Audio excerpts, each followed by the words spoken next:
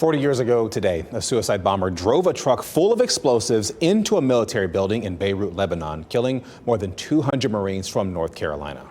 Tonight, our Tar Heel Traveler is in Jacksonville near Camp Lejeune. Scott Mason has the poignant anniversary tribute at the Beirut Memorial.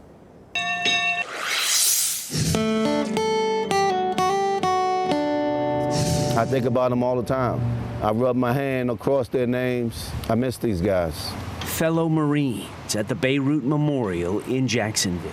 We was going over there to help. They came in peace. However, nobody expected a vehicle to come through the building.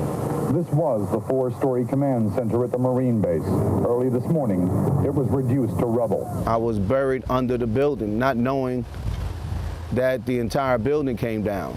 I was in the bunker when the BLT building had blown up. I'm looking at the building, but I can't see the building. The building's not there. Garrity says the attack was a suicide mission using a truck loaded with explosives. It went through two barricades, around another, and ended up in the lobby. October 23rd, 1984. This is Beirut, Lebanon, and it is a beautiful place. This is the building.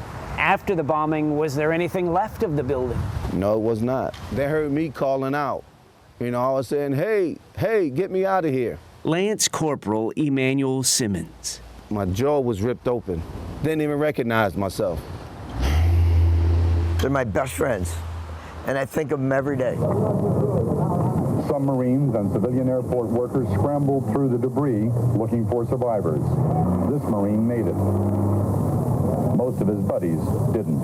Of the 241 who died, how many were from this area? 220, I believe, were stationed here at Camp Lejeune. These folks that died were our coaches for our Little League teams, and our teachers and our friends and our neighbors. This photo we took inside the room that we stayed in. They didn't make it out of the building. Gibbs had a daughter that was born while we was deployed, and he never met his daughter. Why do you think you survived and they didn't? God wasn't ready for me yet. I still got work to do. People come from all over to visit the memorial and renews that vow to never forget what happened in Beirut, but also to this community. Just stunning accounts there. Every year on this date, survivors of the attack and dignitaries from Jacksonville gather at the Beirut Memorial to remember what happened and to honor those who died. This year's ceremony, though, was especially emotional because it was the 40th anniversary.